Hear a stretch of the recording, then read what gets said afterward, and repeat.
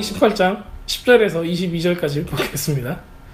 자, 야곱이 브엘사바에서 떠나 하란으로 향하여 가더니 한 곳에 이르러는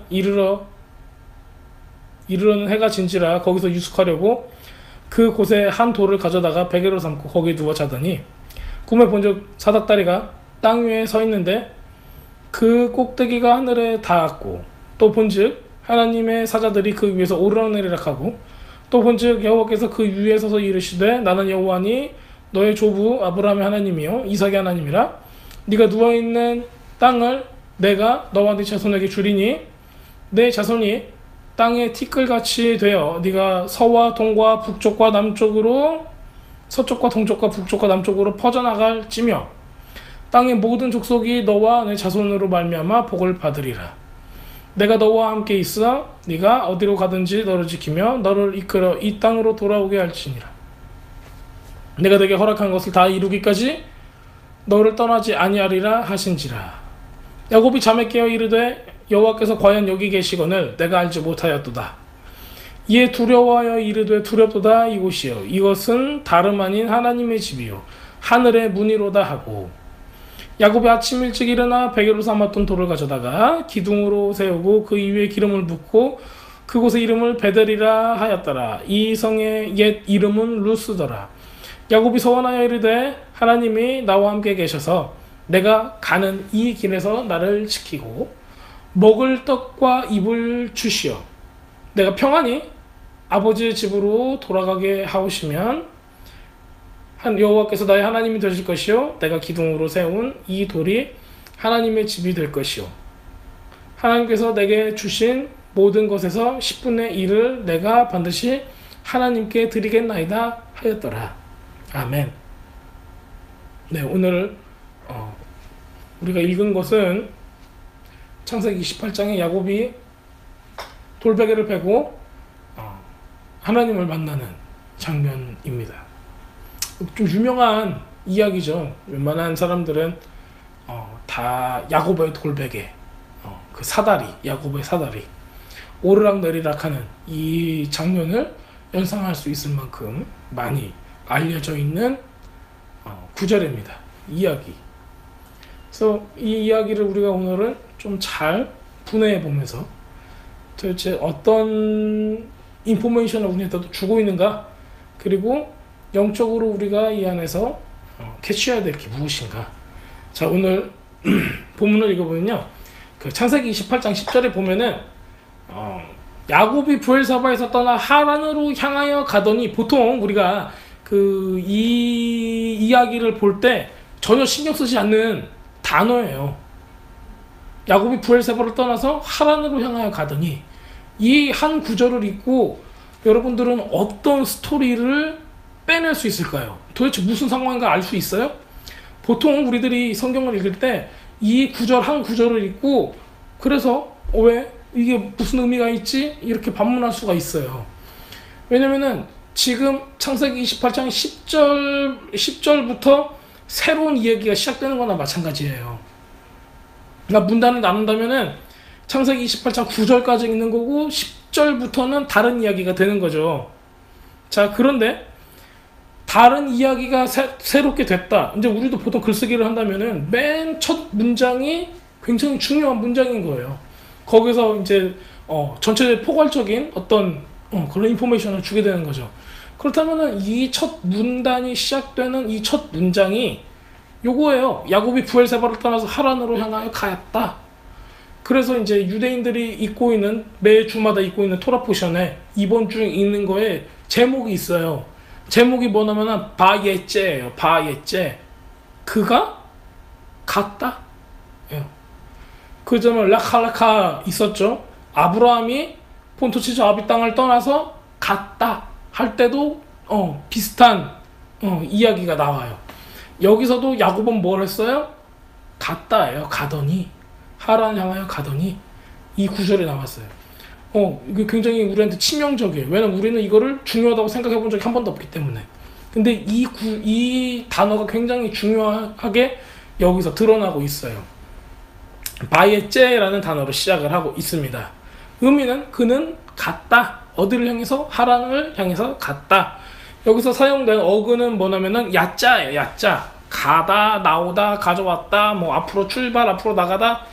여행을 시작하면서 이제 어디를 향해서 갔다라고 할 때 쓰는 단어, 이게 야자. 그리고 그가 나갔다면 바예째라고 단어를 사용하면 되는 겁니다. 자, 그렇다면은 야곱은 왜 하란을 향해서 갔을까요? 자, 이렇게 여행을 시작하게 된 이유는 우리가 그냥 여기서 얼핏 보면은 에서가 자기를 죽이려고 하기 때문에 도망가는 걸로 나와요. 그러지만은 실제로는 어디서 나왔는가 보면은 28장 1절에 보면 이렇게 나왔어요. 이삭이 야곱을 불러서 그를 축복하고 그의 명령하여 말하였다. 너는 크나안 딸 중에서 아내를 취하지 말고 일어나 판단하라. 네 외할아버지 부투엘의 집으로 가서 거기에 네 외삼촌 라반의 딸 중에서 아내를 취하여라. 그러면 지금 명령을 받았어요, 안 받았어요? 아내를 취하여라 했기 때문에 간 거예요. 그게 가장 큰 이유인 거예요. 근데 그 가장 큰 이유를 가졌으니까는 지금 여기서 뭐 하냐면은 이렇게 이삭은 야곱을 보냈어요. 야곱을 보냈는데 그냥 준 게 아니라 이삭이 야곱을 축복하고 아내를 취하기 위해서 모든 것을 다 주고 보낸단 말이에요. 왜냐면 아내를 취하려면 뭐가 있어야 돼요? 지참금이 있어야잖아요. 왜냐면은 그 아브라함의 종도 뭘 가지고 갔어요? 낙타했다가 10마리 낙타했다가 이렇게 많은 것을 보내서 선물을 가지고 갔잖아요. 그렇기 때문에 이삭도 자기 아들 야곱한테 이런 모든 것들을 다 줘서 보내요. 그런데 에서가 그걸 알고 어떻게 했어요? 쫓아가는 거죠. 에서가 쫓아가는 게 아니라 에서의 처자들이 쫓아가요. 실제로는. 근데 에서의 처자들이 야곱을 보고 죽이려고 하지만은 야곱이 이제 애원을 하죠. 살려달라고. 그러면서 뭘 줘요? 이삭 아빠한테 받았던 모든 것들을 다 줘요. 그리고 나서 목숨만 살려줘요. 근데 이제 그 다른 책들에 보면은 미드라시나 어떤 다른 그 유대인들의 책들에 보면은 목전의 은혜를 입어 긍휼하게 여겼더라. 그래서 하나님께서 그 마음을 그렇게 변화시켜 줘요. 그래서 그 위기를 모면하게 합니다. 자, 그리고 갔던 것이 바로 결혼을 위해서 간 거예요. 그래서 돈 빌털터리가 된 상태에서 지금 가게 되는 거죠. 그렇다면 다 모든 걸 빼앗긴 상태에서 야곱의 마음은 어땠을까요? 결혼하러 가야 되는데 지참금이 없는 거예요, 지금. 아내를 취하라 라는 미션을 가지고 지금 가고 있는데 아내를 취할 수 있는 지참금이 없어요. 아내를 취할 수 있어요, 없어요? 없다는 거예요, 지금 상황이. 그런 상황에 지금 놓여 있는 거예요. 자, 결국에는 에서가 날 죽이려고 하기 때문에 도망간 게 아니라 뚜렷한 목적이 있었다는 거예요. 중간에 에서의 그 큰아들이 와서 자기를 죽이려고 할 때서야 내가 지금 나쁜 상황에 처해 있구나를 알게 돼요. 자, 그래서 결국에는 아버지 집에서 나온 이유는 신부를 찾으러 갔다. 어디에서 나왔어요, 지금? 여기 10절에 어떻게 나와 있죠? 브엘세바를 떠나서 어디로 가고 있어요? 하란으로 가고 있어요. 이게 우리가 지금 이거를 잘 봐야 돼요. 브엘세바는 어떤 곳이었어요?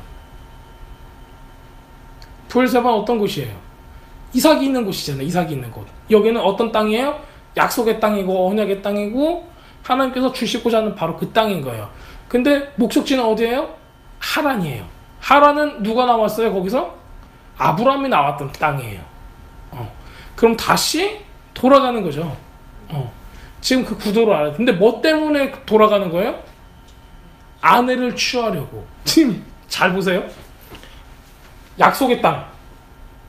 그 언약을 가지고 있는 사람이 이삭의 아들.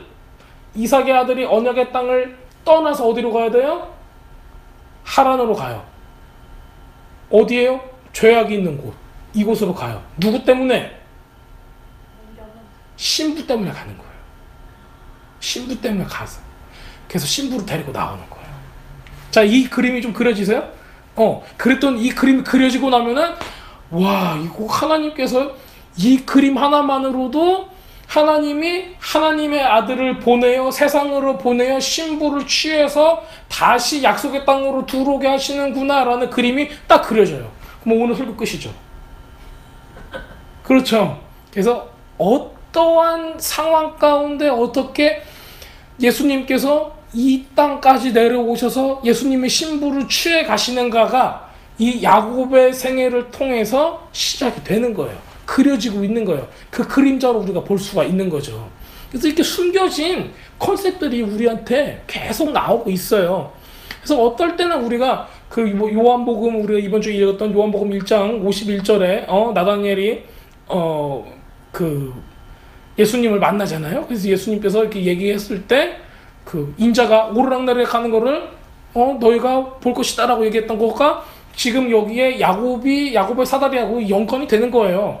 근데 그게 어떻게 연관이 될까 곰곰이 생각해 보면은 잘 모를 수도 있어요. 왜 예수님이니까 오르락내리락 할 수도 있고 야곱이니까 오르락내리락 할 수도 있고 도대체 무슨 연관이 있을까 이렇게 생각할 수가 있는데 오늘은 예수님께서 지금 이 첫 구절 28장 10절만 해도 예수님께서 굉장히 연관이 있다는 것을 우리가 알 수가 있어요. 메시아이신 예수님께서 어떤 연관이 있는가 이거를 계속 볼 겁니다.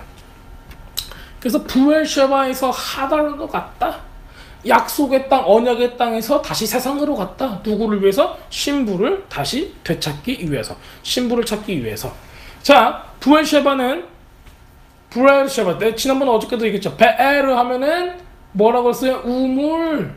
그렇죠. 쉐바는 7.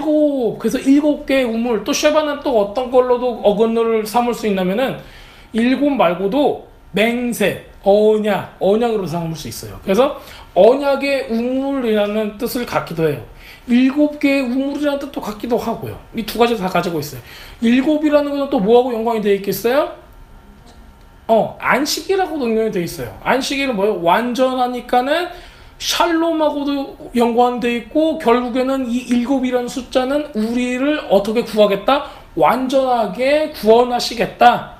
하나님 나라를 대표하는 숫자가 이 7이라는 숫자인 거죠. 그래서 우물은 몇 개 필요한 거예요? 7개가 필요한 거죠.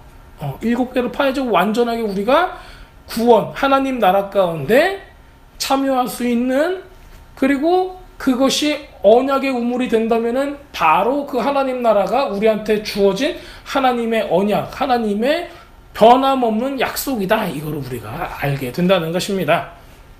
자, 그래서 바로 그 언약의 우물, 그 다음에 7개의 우물이라고 우리에게 주신 바로 그 땅, 그 부엘셰바에 지금 이삭과 그 가족들이 살고 있었는데 지금 거기서 나오게 되는 거예요. 자, 부엘셰바는 어떤 곳인가? 첫 번째, 아브라함이 여기서 하나님의 이름을 부르면서 올람, 하나님, 엘로힘 올람 하면서 이제 영원하신 하나님의 이름을 불렀다. 그게 창세기 21장에 나와요. 또 창세기 26장에는 이삭이 하나님을 또 부르고 여기서 그 다음에 야곱은 이제 나중에 갔다 와서 46장 돼서 또 하나님의 언약을 여기서 다시 갱신하게 되고 언약을 확증하게 되고 하나님께 예물을 드리는 장소가 바로 이 장소가 돼요. 자, 그렇게 부엘셰바는 이렇게 언약과 완전한 하나님의 구원의 그 표시를 그렇게 나타내고 있습니다. 자, 여기서 야곱이 언약을 받는 야곱의 조상 아브라함과 이삭이 언약을 받았던 하나님과 언약을 체결했던 바로 이 장소에서 나온다는 걸 우리가 알 수가 있어요. 그 다음에 어디로 가죠? 지금 하란으로 떠나고 있어요. 하란. 하란은 무슨 뜻일까? 하란은 무슨 뜻이냐면은 산악인? 그러니까 산에 사는 어떤 사람들, 산 사람들 뭐 이런 걸 좀 뜻해요. 그리고 크로스로드 뭐 이런 거 교차로 좀 사람들이 많은 이런 그런 곳을 뜻합니다. 자, 아브라함도 바로 이 하란 땅에서 나오죠. 왜냐면 자기 아버지 데라하고 하란 땅에서 우거하다가 나오기 때문에. 그래서 처음에 갈대 우르에서 나와서 하란 땅에 거하고 거기서 다시 이렇게 나옵니다. 그래서 자기 아버지는 거기서 죽을 때까지 거기서 살아요. 근데 아브라함은 이제 다시 나오죠. 그래서 나와서 어디까지 가요? 브에르시바까지 오는 거예요. 거기서 아브라함이 우물을 파기 때문에. 그리고 그곳을 하나님께서 주시겠다고 약속을 하신 바로 그 땅에 드는 겁니다. 그래서 아브라함의 형제 이름은 여기서 나호르라는 사람이 아브라함의 형제가 돼요. 아브라함은 형제가 아브라함 포함해서 3명이 있어요. 한 명은 먼저 죽어요. 아브라함 대신해서 먼저 죽게 돼요. 그리고 나머지 한 사람이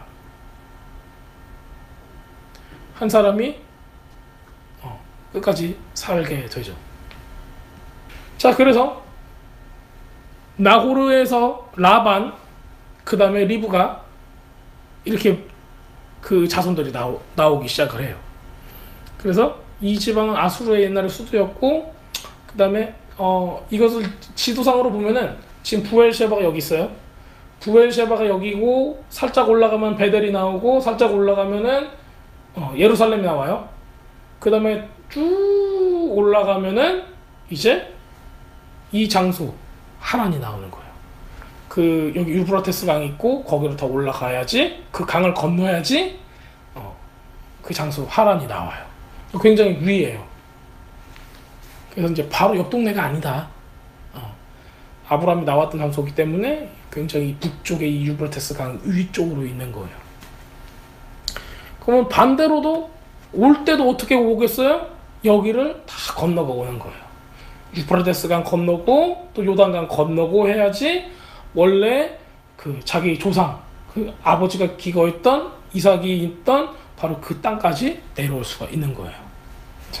그렇다면 지금은 올라갔다가 내려오는 이 여정을 우리는 알고 있지만 이 사람은 모를 거 아니에요?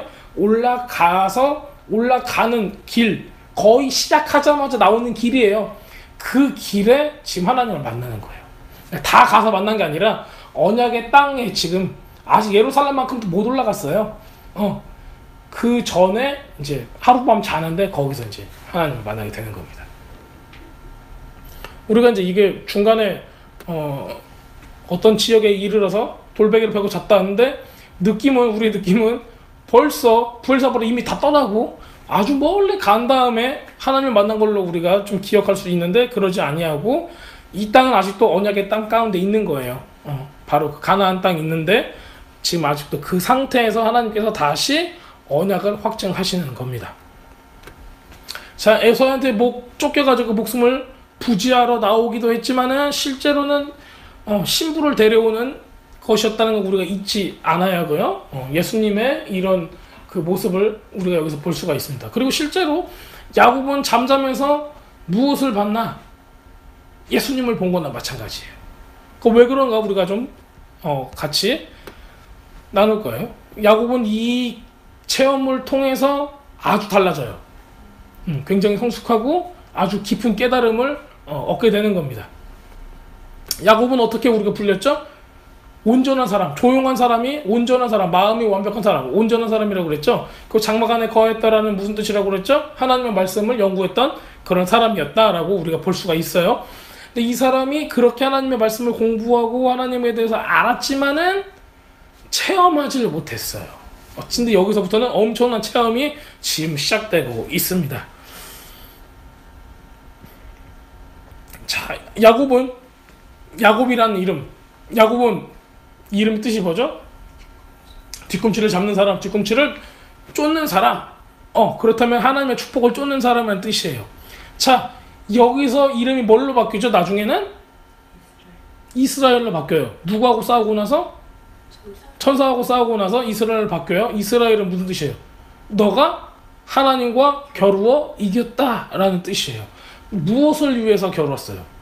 축복을 위해서 겨룬 거예요. 그렇다면 무슨 뜻이냐면 이 사람은 그 전까지는 축복을 받기 위해서 그 뒤꿈치를 쫓아서 막 갔는데 그때 하나님과 씨름으로 자기 엉덩이 뼈가 탈골이 되면서 받은 이름이 뭐예요?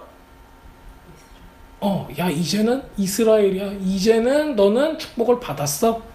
이렇게 완성되는, 신앙의 완성이 되는 그런 모습들을 보여주고 있는 거예요. 근데 이게 그 여정의 첫 걸음인 거예요. 이것으로부터 그 야곱이 이제 이스라엘이라는 이름을 갖는 사람으로 변화되어 가는 여정인 거예요. 자, 우리가 근데 이런 것들을 보게 되면은 무엇을 할 수 있냐면은, 우리 저 성경도 많이 보고 있어요, 열심히 노력하고 있어요, 뭐 하고 있어요, 이 정도면은 신앙생활 잘하고 있는 것 같은데 왜 나한테는 하나님의 이런 역사들이 일어나지 않는 겁니까? 라고 생각할 수가 있어요. 야곱을 보세요. 야곱은 별의별 일이 있었어요. 아버지한테 지금 장자권의 축복까지 받았어요. 우리가 생각할 때는 장자권의 축복을 받자마자 뭔가 하늘문이 막 열리고 천사들이 오락내리락하고 별 난리가 다 났어야 된다고 생각을 하는데, 지금 상태는 뭐예요? 쫓겨나가는 상태예요 지금. 처음에는 아내를 얻으러 모든 그 아버지로부터 받은 그 보물을 가지고 갔는데 다 뺏겨버렸어요.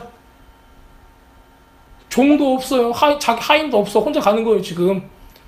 그렇잖아요. 이삭이 가난뱅이가 아니었어요. 그렇죠? 그런데도 지금 이런 상황이 된 거예요.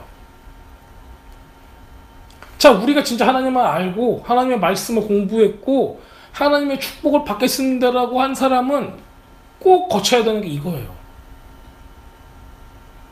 이런 단계를 거치지 않으면 하나님을 만날 수가 없다는 거죠.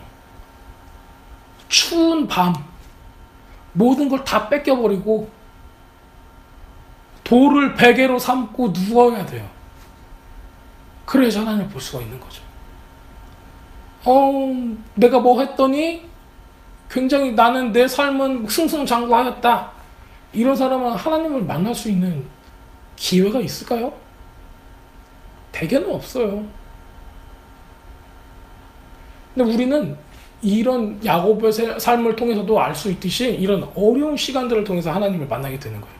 하나님께서는 이 어려운 시간을 안배하셨어요. 미리 준비하셨어요. 그 다음에 이 시간을 통해서 굉장히 큰 계시들을 주고 있습니다. 이것을 좀 더 우리가 알아가겠습니다. 이건 믿음의 여정 가운데 하나님만을 의지하고 가는 여정이 지금 시작이 됐어요. 이 시간을 통해서 야곱은 어떤 사람으로 변화되는가? 하나님이 보기에 합당한 사람으로 변화되고 있습니다. 이게 바로 첫 단계였어요. 여태까지 공부한 거 써먹는 단계예요 이제. 자, 유대 전승에 의하면은 야곱이 누웠던 장소는 어디일까요? 야곱이 누웠던 장소, 여기서는 얘 루스 땅이더라 하고 이름을 베델로 바꿨어요. 근데 이제 전승에 의하면은 이런 얘기가 있어요. 모리아산에서 아브라함이 야곱의 아버지인 이삭을 바칠 때 그 제단을 돌로 쌓았잖아요. 그리고 그 돌에다가 이삭을 눕히고 이삭을 죽이려고 했었죠. 바로 그 순종의 장소, 바로 그 장소로 표현을 하고 있어요. 그래서 야곱이 누웠던 바로 그 돌은 이삭이 제물로 누워 있었던 바로 그 돌이다. 같은 돌이에요. 같은 재단을 돌로 만들었기 때문에. 그런데 지금 학자들은 근데 모리아산, 그때 모리아산에 갔잖아요. 모리아산하고 베델은 너무 좀 거리가 있어요. 어떻게 그런 일이 있을 수 있을까요? 성전, 그리고 이제 그 모리아산이 나중에 그 역대에 가면은 솔로몬 얘기를 해요. 바로 약속하신 장소 모리아산에, 그리고 우리 아버지 다윗이 그 산, 그 타작마당 거기다가 성전을 짓습니다 라고 얘기를 해요. 그래서 그 아브라함이 이삭을 드렸던 그 모리아산이 바로 지금 성전산이 되는 거예요. 근데 유대 전승에 의하면은 지금 바로 그 산이 이렇게 야곱이 돌베개를 베고 누웠던 산이다 라고도 얘기를 하고 있는 거예요. 근데 이제 이게 지리학적으로 보면 맞진 않은데, 이 사람들이 얼마나 야곱의 이 그 경험을 굉장히 중요하게 생각하고 있는지 이거는 우리가 알 수가 있는 거예요.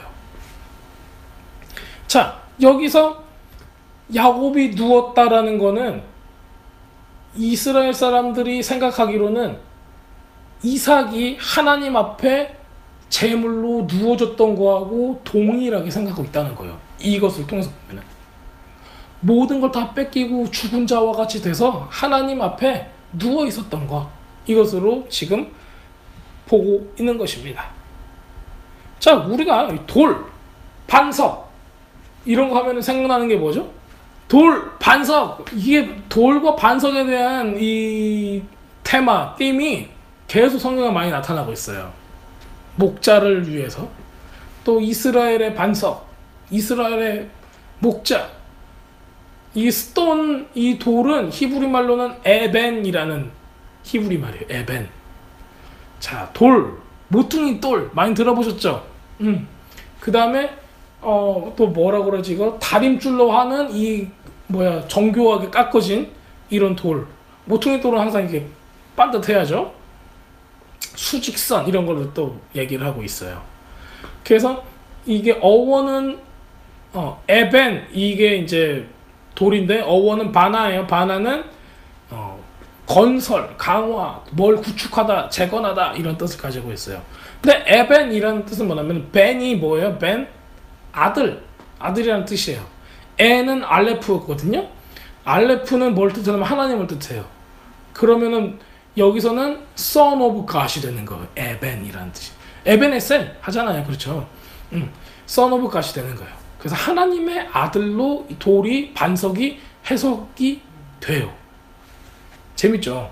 그래서 야곱이 하늘문이 열릴 때 누구 위에 있었다는 거예요? 에벤, 하나님의 아들 위에 있어야지 하늘문이 열리는 것을 경험할 수 있다.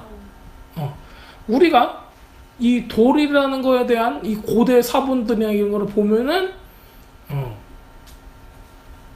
항상 나오는 게 이 목자에 대한 컨셉하고 이 모퉁이 돌에 대한 컨셉이 동시에 나와요. 사본에도 계속 많이 나와 있어요. 꿈에서 야곱은 이렇게 사다리를 딱 보는 거죠. 근데 사다리가 그냥 우리는 이렇게 사다리가 이렇게 큰 장대가 있어서 이렇게 딱딱딱딱 있잖아요. 근데 그 실제로 히브리어 단어에서 표현하고 있는 사다리의 모습은 꼭 탑이 이렇게 뺑글뺑글 돌아가는 나선형처럼 생겨있는 그런 사다리를 의미한대요. 왜냐면 그 히브리어 단어 자체가 그런 의미를 내포하고 있다고 합니다. 자, 그리고 하나님의 사자, 메신저예요. 메신저가 계속 오르락내리락 하는 걸 보게 되는 거예요. 아주 굉장한 것을 목격을 하는 거죠. 요한복음 1장 51절에 보면은 이런 말씀이 있어요. 또 이르시되 진실로 진실로 너에게 이르노니 하늘이 열리고 하나님의 사자들이 인자 위에 오르락내리락 하는 것을 보리라 하시니라. 이거 언제 한 얘기예요? 응? 나다나엘의 한 얘기예요. 제가 이거를 한번 볼까요? 요한복음 1장 51절인데 어떻게 된 일이냐면은 이것을 한번 읽어볼게요. 처음에는 안드레가 시몬을 예수님께로 데려가요. 그리고 예수님께서 요한의 아들 시몬 너는 이제 게바 베드로다 이렇게 말씀하세요. 그리고 이 사람들이 필립이 나다니엘이에요. 발견하고 그에게 말하였다. 우리가 메시아를 발견했습니다. 만났습니다. 그랬더니 그 사람은 나사렛 출신입니다. 그랬더니 나사렛에서 무슨 선한 것이 나올 수 있습니까? 라고 얘기를 해요. 그런데 예수님께서 느타넬이거든요. 히브리 말로 하면 느타넬이 자기한테 오는 거를 보고 보라 진실로 진실로 거짓이 없는 이스라엘의 사람이다 이렇게 얘기를 해요. 그랬더니 어떻게 절을 하십니까? 하면서 예수님 앞에 엎드려지죠. 내가 너를 무화과 나무 밑에 있는 걸 보았다 라고 얘기를 해요. 그래서 이제 그거를 확증을 받는 거예요. 이 사람은. 그랬더니 예수님께서 51절에 얘기를 하는 거예요. 그러니까 예수님께서는 이 말씀을 왜 하시냐면은 스스로가 메시아이심을 증거하기 위해서 하시는 거예요. 그렇다면은 히브리 사람들한테 이 사다리는 굉장한 의미가 있었다는 거예요. 생각을 해보세요. 우리한테 오셔가지고 예수님께서 우리한테 오셔가지고 야 인자가 하늘이 열리고 하나님의 사자들이 인자 위에 오르락내리락 한 것을 볼 거야 라고 얘기를 했으면은 우리한테는 그렇게 감흥이 있을까요 없을까요? 저것이 무슨 말이지? 이렇게 할 수도 있어요. 그런데 히브리 사람들한테는 히브리 사람들의 조상인 아브라함과 이삭과 야곱의 이런 사건들은 굉장히 의미가 있다고 생각하거든요. 그렇다면은 여기서 야곱이 경험한 이 사다리가 있고 오르락내리락하는 천사들을 봤던 이거는 굉장히 큰 의미를 그 사람한테 주고 있다는 거예요. 근데 예수님께서 그거를 끄집어내서 사용해서 내가 바로 이런 사람이라고 얘기했다는 거는 굉장히 크게 어필하는 거예요. 얘기를 하고 있는 거예요. 내가 누구라는 거를. 자, 그것이 메시아가 스스로 하나님 나라에 하나님의 사자들이 오르락내리락 할 수 있는 중간에 어떤 역할을 한다는 거예요? 사다리 역할을 한다. 이거를 보여주고 있는 거예요. 자, 야곱이 여기서 보면은 또 어떻게 나오냐면은 야곱이 천사만 본 게 아니에요. 그렇죠? 야곱이 천사만 본 게 아니죠. 13절에 보면 여호와께서 그 위에 서서 이르시되 그러죠. 하나님도 봤어요. 그렇죠? 이거 재밌는 게 꿈이라는 단어가 처음 나와요. 꿈이라는 단어. 왜냐면 12절에 보면 꿈에 본즉 사다리가 이렇게 나와 있죠. 땅 위에 서 있는데 그 꼭대기가 하늘에 닿았고, 이걸 생각해보면 어떤 거냐면은 사다리가 땅에서부터 올라가는 게 아니라 하늘에서 내려온 거예요. 하늘에서 내려와서 땅까지 닿았다는 거죠. 거기를 통해서 하나님의 천사들이 오르락내리락하고 또 본즉 여호와께서 그 위에 서서 이르시되 나는 누구라고 말씀하시는 거예요. 여기서 꿈에서 봤다, 꿈을 꿨다도 처음 나오는 거예요. 여기서. 이 이후에 이제 꿈을 통해서 하나님께서 많은 계시들을 주죠. 요셉이나 다른 사람들한테도 그렇고. 그리고 이 사다리 위에서 하나님께서 스스로 나는 누구다라고 얘기를 하는 거예요. 나는 아브라함의 하나님, 이삭의 하나님, 그 다음에 너하고 이 약속을 계속 이어나갈 하나님이다. 자, 하나님께서 원하는 시간, 그 시간에 여기에 도착한 야곱한테 하나님께서는 다시 언약을 맺는 거예요. 만약에 야곱이 부자였고 정말 잘 나가는 때였고 낙타 10마리에 지난번에 아브라함의 종처럼 많은 재산에 있는 상태여서 야, 나는 아브라함과 이삭의 하나님이야. 그러한 너의 하나님이 될 거고 너로 하여금 신부를 만나게 할 거야 라고 얘기를 했으면은 하하하 했을 거예요. 그렇죠? 근데 지금 상황은 뭐예요? 다 뺏기고 죽은 사람처럼 돼버린 상태인 거예요. 그 랍비들은 어떻게 얘기하냐면은 돈이 없으면 죽은 사람과 같다라고 얘기를 해요. 우리 많이 느끼죠? 인정할 수 있죠? 돈 없을 때 어떤 사람 같아요? 나는 그냥 죽은 사람 같아요. 이렇게 힘도 하나도 없이 그렇게 사는 거죠. 자, 그런데 이때 누가 오시는 거예요? 하나님께서 사닥다리를 내리시는 거죠. 그리고 주님께서 오시는 겁니다. 그 다음에 언약을 다시 그 자손인 야곱과 세우시는 거예요. 이젠 야곱은 할아버지로부터 들었던 내용이 아니고 아버지로부터 들었던 이야기가 아니라 자기가 누굴 만나는 거예요? 하나님을 직접 만나는 거예요. 이때부터는. 그래서 하나님이 내가 장자의 축복, 하나님의 축복을 받았기 때문에 하나님과 이제는 내가 같이 얘기할 수 있고 하나님의 계획을 받을 수 있고 하나님께서 나를 통해서 이루실 이 모든 것들을 알 수가 있다. 얼마나 이제부터는 믿음의 사람이 돼가는 거죠. 자, 본문에서 우리가 볼 수 있는 거는 하나님의 시간 가운데 우리가 그 순종의 길, 믿음의 길을 지키고 있을 때 하나님께서 우리와 함께 하신다. 이걸 우리가 알 수 있는 겁니다. 그래서 아브라함하고 약속했고 이삭하고 약속했던 것이 누구를 통해서 계속 성취가 돼요? 바로 야곱을 통해서 성취가 되는 겁니다. 보세요. 그 아브라함 때 자식이 몇 명 있었어요? 한 명이에요. 더 있었긴 하지만 하나님의 언약을 이룰 수 있는 사람은 딱 한 명이라는 거죠. 자, 이삭도 자식이 몇 명 있었어요? 둘이었지만은 언약을 이룰 자식은 몇 명? 한 명이었어요. 그런데 우리가 생각할 때는 야곱도 다 자식들이 다 잘못하고 한 명만 잘 되면 될 것 같죠. 근데 그렇지 않고 야곱한테는 몇 명이 있었어요, 아들이? 12십 하는 게 12이라고 생각하지만 12십 하는 게 12이라고 생각하지만 디나까지 합치면은 13명이 돼요. 자, 이렇게 12명의 아들이 있었어요. 그 12명의 아들이 거기서 누구든지 탈락하는 게 아니라 하나님 나라의 각 지파로서의 큰 역할을 감당을 하게 되는 겁니다.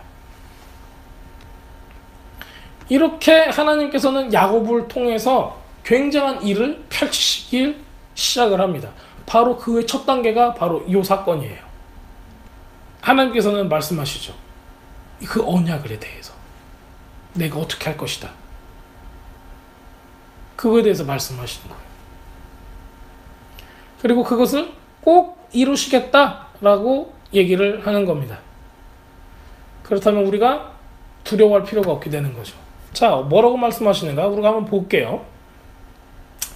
나는 너희 조부 아브라함의 하나님이고 이삭의 하나님이라 네가 누워있는 땅을 내가 너와 너의 자손에게 주리니. 어디에 누워 있었어요? 예루살렘 밑이에요. 확 멀리 간 게 아니에요. 베델이라고 이제 불렀죠? 그 땅에 있었어요. 근데 뭐라고 말씀하신가 볼게요. 네 자손이 땅에 티끌같이 되어 엄청 많아진다는 거죠. 서쪽, 동쪽, 북쪽, 남쪽 사방으로 퍼져나갈 것이고 땅의 모든 족속이 너와 너의 자손으로 말미암아 복을 받으리라 그랬어요. 누가? 땅의 모든 족속이. 자, 요거가 좀 문제가 될 수 있어요. 보통 사람들은 어떻게 생각해요? 이스라엘 민족이면 이스라엘 민족만 복받으면 되잖아요. 그렇죠? 그런데 누가 복받는데요? 땅의 모든 민족이 복을 받는데요. 이건 굉장히 큰 의미를 가지고 있어요. 왜냐면은 이게 보통 나라였으면은 자기 하나님은 자기 나라에만 축복을 해주면 돼요. 근데 여기 보면은 동서남북으로 네 자손이 퍼져나갈지며 땅의 모든 족속이 너와 네 자손으로 말미암아 복을 받으리라 해보셨어요. 이제 우리가 이거에 대한 결과를 알기 때문에 이게 굉장히 큰 일이라는 걸 알고 있거든요. 서쪽과 동쪽과 북쪽과 남쪽 전 세계로 퍼져나간다는 건 뭐냐면은 결국에는 이스라엘이 나라를 잃어버리고 온 세계로 퍼져나가게 된 거를 뜻해요. 그리고 이스라엘 사람들의 불순종과 패역함으로 인해서 복음이 이스라엘 안에서만 있지 아니하고 온 세계로, 온 열방으로 퍼져나가게 되는 걸 또 뜻하는 거죠. 하나님의 계획이 여기서도 나타나기 시작을 하는 거예요. 자, 내가 너와 함께 있어 네가 어디로 가든 너를 지키고 너를 이끌어 이 땅으로 돌아오게 할지라. 이건 좀 개인적인 거네. 여기서는 결국엔 네가 다시 돌아올 거야. 내가 너한테 허락한 것을 다 이루기까지 너를 떠나지 아니하리라. 너는 너의 소명을 다 이루게 할 거야. 이렇게 얘기를 하신 거예요. 그래서 하나님께서 이삭하고 야곱하고 맺으신 언약을 보면은 이 마지막까지 하나님의 계획을 반영하고 있다. 이걸 우리가 볼 수가 있습니다. 그냥 단지 만약에 이게 다른 나라의 신이었으면은 내가 나의 백성들을 위해서 나의 백성들만을 위해서 축복을 할 것이다 라고 얘기를 할 건데 하나님께서는 그러지 않으셨어요. 처음부터 온 민족과 열방에 영향을 미칠 축복을 받을 그 결과까지 생각을 하고 계셨던 겁니다. 야곱은 그 장소가 얼마나 중요한 곳인지 알지 못했어요. 근데 꿈에 깨서 이게 얼마나 대단한 건가 이거를 깨닫게 되죠. 하늘문이 열린 곳이라고 얘기를 해요. 거기다 기둥을 세우고 기름을 붓고 루스라고 불렸던 곳에 여기를 베델이라고 이름을 칭합니다. 베델, 베이트 엘, 하나님의 집이란 뜻이죠. 루스는 아몬드 나무를 얘기해요. 시케모 나무, 아몬드 나무를 뜻하고 있어요. 근데 이곳을 이름을 바꿔요. 그래서 하우스 오브 엘, 하나님의 집으로 바꿉니다. 여기서 또 재밌는 게 어떤 게 나오냐면요. 28장 우리가 읽었던 그 본문에서 야곱이 16절 보면은 28장 16절 보면은 잠에서 깨어나서 여호와께서 이곳에 계시다. 나는 알지 못하였다. 얼마나 이곳이 무시무시한 곳인가. 이곳이 바로 하나님의 집이고 이곳이 하늘문이 아닌가, 하늘문에 열린 곳이 아닌가 이렇게 얘기를 해요. 이런 식으로 이곳 하나님 거하시는 곳 이런 장소를 나타내는 단어가 하마콤이라는 단어예요. 그 단어가 바로 이곳이다. 하마쿰, 하나님의 정, 성전. 방금 요 짧은 본문에서만 6번이 등장을 하는데 여기는 성별된 장소를 뜻하고 있어요. 바로 예수님께서 임하실 수 있는 바로 그런 성별된 장소. 이거를 뜻하고 있는 그 단어가 여기서 반복적으로 계속 나오고 있습니다. 그래서 야곱은 이렇게 장소까지 강조를 할 정도로 했으면은 굉장히 큰 의미가 있다는 걸 알고 있었다는 거예요. 그래서 이 지명까지 바꿔버리죠. 하나님의 집, 엘로힘의 집. 그 다음에 이 사람이 뭐하죠? 20절에 보면 야곱이 뭐예요? 서원이란 단어가 여기서 또 나와요. 서원. 서원은 우리가 이제 지난번에도 배웠을 때 서원이 얼마나 위험한가, 얼마나 꼭 지켜야 되는가, 이거에 대해서 한번 나눈 적이 있었죠. 여기서도 그 서원이란 단어가 굉장히 강하게 나옵니다. 나다르, 네데르라는 단어, 맹세하다, 서원하다.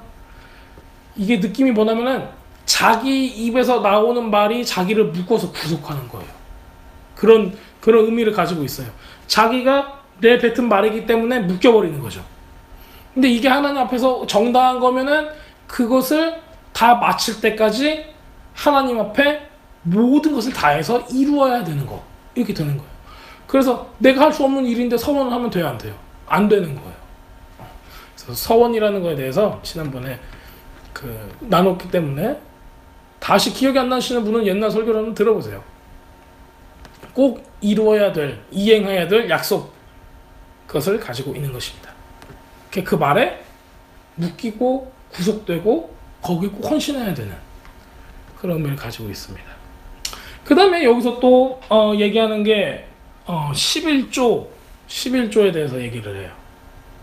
22절에 보면은 당신께서 제게 주시는 모든 것에서 10분의 1을 제가 당신께 드릴 것입니다. 이렇게 얘기를 하고 있어요. 그쵸. 10분의 1 하면 우리는 또 11조 바로 이제 나오죠. 11조가 어떤 의미가 있을까요? 특히 이 야곱한테는 지금 우리가 이 출애굽기를 지나지 않은 상태예요. 아직. 그러니까는 11조 법도 없었고, 그런데 야곱은 멜기세덱한테 11조를 드렸죠. 아브라함은 멜기세덱한테 11조를 드렸죠. 그런데 야곱이 지금 11조에 대한 얘기를 또 해요. 하나님 앞에 이거를. 근데 이걸 뭘로 해요? 서원으로 지금 하는 거죠. 맹세하는 거죠. 그렇다면 야곱의 후손들은 어떻게 해야 돼요? 하나님 앞에 지켜야 되는 거예요. 바인딩 된 거예요, 이게. 그렇다면은 11조를 드린다는 것은 뭘 뜻하죠? 세금이라고 그랬죠. 왕에 대한 세금. 하나님을 왕으로 인정하겠습니다. 나와 나의 자손들은 하나님을 나의 왕으로 인정하겠습니다. 라는 뜻입니다. 여기서는 뭐 율법으로 제정된 게 아니에요. 하지만 이 방법은 하나님께로 온 방법이에요. 이런 믿음이 나와 내 자손에게 계속 있을 것입니다. 그렇다면은 11조를 드리는 사람은 야곱의 후손인 거예요. 하나님께 11조를 한다는 사람은. 야곱의 믿음을 그대로 가지고 하나님께 간다. 이거를 볼 수가 있습니다. 아무나 11조를 드리는 게 아니죠. 요즘 사람들은 11조를 투자로 여기는 사람도 있어요. 하나님께 11조를 하면 30배, 60배, 100배 격신을 몇 개 한다. 그런 설교는 하면 안 되는 거예요. 하나님을 11조를 드림으로써 하나님의 왕권, 하나님의 다스림을 내가 인정한다. 내 삶에 하나님의 다스림이 가득 차기를 원한다라는 거예요. 하나님이 내가 하나님께 11조를 바침으로써 나한테 30배, 60배, 100배 결실을 맺어줘야 한다라는 계약이 아닌 거예요. 절대로 그렇게 생각하시면 안 됩니다. 자, 이제는 제가 좀 정리를 하겠습니다. 정리를 할게요. 정리를 하면서 말씀을 마치려고 합니다. 자, 도라 포션 지금 이 처음부터 시작해서 이게 몇 번째 얘기냐면은, 몇 번째 지금 읽는 거냐면은 7번째. 7번째라면은 굉장히 큰 의미가 있죠. 근데 7번째가 어디로 나왔어요? 부엘쉐바 7개 우물에서 지금 떠나서 하란 땅으로 가고 있는 거예요. 바이에째 내가 하란 땅을 향해서 갑니다. 그가 간다. 7번째 말씀이에요. 자, 이 이후에 야곱은 누굴 만나요? 가서 라반을 만나기 전에 누굴 만나요? 맨 처음에 만난 사람 누구예요? 라헬부터 만나요. 라헬부터. 그쵸, 라헬부터 만나요. 라헬을 위해서 라헬하고 결혼하려고 몇 년을 봉사를 하죠? 근데 라헬을 위해서는 7년이에요. 그쵸? 결과적으로는 한 번 더 해서 또 14년이 됐지만, 그리고 그 이야기도 보면은 속였어요. 라반이 완전히 속였어요. 그래서 사기 결혼 당한 거죠. 근데 왜 그러면 7년 일 시켜보니까는 엄청나거든. 근데 7년을 수일로 여겼더라 그러죠. 라헬을 사랑했으므로 그 수일을 7년을 수일로 여겼으면은 7일로 여겼다는 거예요. 일주일처럼. 그래서 일주일은 안식일, 샤밧을 의미해요. 왜냐면 이게 킹덤 마인드로 보시면 그래요. 그래서 일주일은 또 뭐하고 연결되냐면 결혼 페스티벌, 결혼 축제, 결혼 예식을 뜻해요. 이게 나중에 장막절에도 계속 7일 동안 이걸 하는 거죠. 셀레브레이션을. 그 다음에 8일째 쉐미넷째를 하는 거고요. 자, 결국에는 뭐냐면은 신부에 대한 것을 여기서 보여주고 있는 거예요. 그래서 야곱은 누구를 위해서 지금 가요? 신부를 찾기 위해서 간 거예요. 신부를 보고 어때요? 야곱의 마음이 어떻게 됐어요? 반해버렸어요. 뿅 가버렸어요. 그래서 이 사람하고 결혼하기 위해서 7년을 봉사를 하는 거예요. 7일처럼 여기면서. 그런데 이것을 또 사기를 치죠. 우리도 예수님께 사기치죠. 제 시집갈게요 해놓고서 또 딴 데 가서 좀 쳐다보고 있잖아요. 그럼 사기치는 거예요. 그래서 예수님께서는 7년을 7일처럼 그냥 여기시면서 참는 거죠. 또 우리는 또 그런 예수님을 이용해요, 안 해요? 내 삶에 좀 축복을 주세요 하면서 그런 식으로 좀 나가는 거예요. 자, 이렇게 결혼해서 야곱은 졸지에 아내가 몇 명이 생기죠? 둘이 생기고 첩이 둘이에요. 그래서 총 넷이죠. 이 사람들을 통해서 누가 탄생해요? 12지파로 탄생을 하는 거예요. 부엘셰바는 7개의 우물을 뜻하고 있습니다. 이것은 무엇을 뜻하냐면은 굉장히 종말론적으로 볼 때 야곱하고 이스라엘의 그 포로 생활, 귀환, 그 다음에 종말 이런 것을 나타내고 있어요. 왜냐면은 이게 마지막 아주 메시아닉이라는 뜻 자체가 메시아가 행하실 마지막 때에 대한 그런 종말론적인 사상을 가지고 있기 때문에 그래요. 결국에는 예수님께서는 오셔서 메시아께서 오셔서 이 12지파 12아들을 낳고 돌아가는 거예요. 어디로 돌아가요? 부엘세바로 돌아가는 거죠. 그래서 야곱의 흩어진 지파들을 모으는 장면들도 여기서 나오는 거예요. 그래서 양떼에 남은 것들을 돌아오게 하는 장면, 이런 것들을 보여주고 있습니다. 아까도 말씀드렸듯이 꿈은 여기서 처음 등장을 해요. 그 다음에 이제 그 사다리의 뜻이 술람이에요. 술람이라는 단어예요. 사다리. 히브리 말로 술람. 여기는 어떤 상징이 있냐면은 어디서 어디를 연결했죠? 하늘하고 땅. 하늘하고 땅을 연결시켜주는 분은 누구예요? 예수님밖에 없는 거죠. 그래서 예수님이 야곱의 사다리로 나타나는 거예요. 그 스스로도 그렇게 계시를 하죠. 인자가 거기 있어서 천사들이 오르내리락 할 것이다.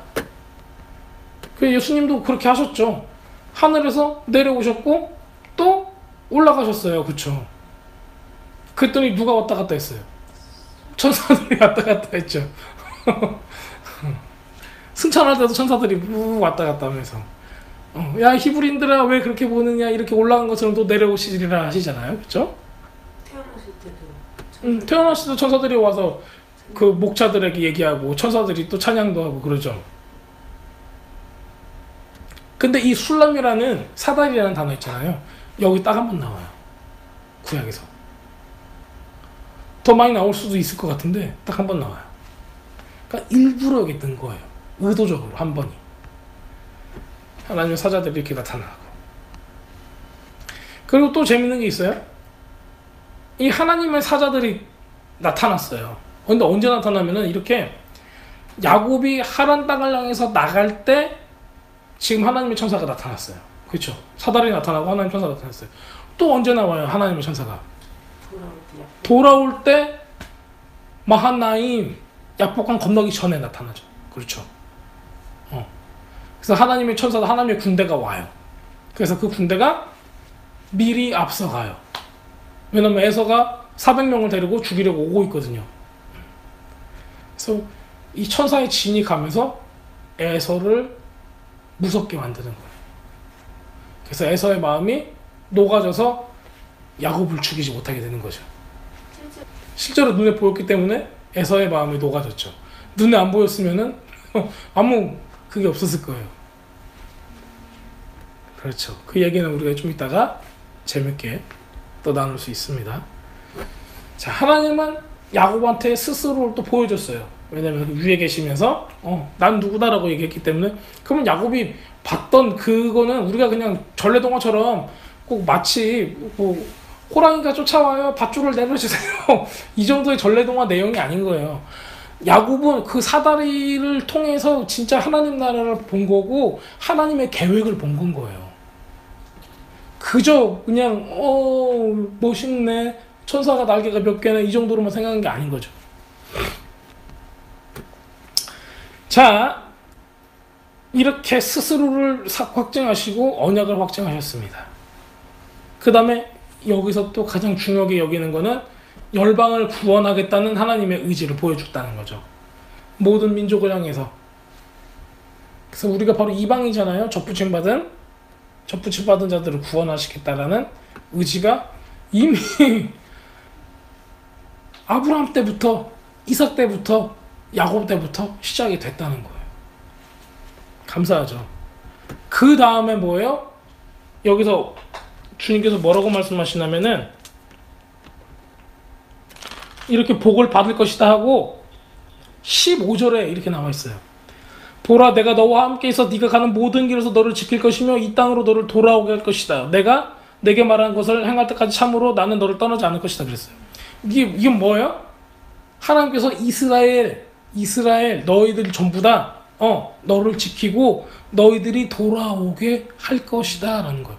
그렇다면 이건 뭘 뜻하는 거예요? 마지막 때 하나님께서 야곱의 집도 구원하실 것이다 라는 것을 의미하고 있는 겁니다. 그래서 여기서는 약속과 언약의 땅, 약속의 땅, 그의 자손들 또한 그 모든 족속이 복을 받는다. 그 복은 뭐예요? 예수님을 아는 거죠. 예수님을 알고 또한 개인적으로도 야곱의 집, 야곱의 자손 또한 결국에는 회복이 될 것이다 라는 것을 여기서 얘기를 하고 있는 거예요.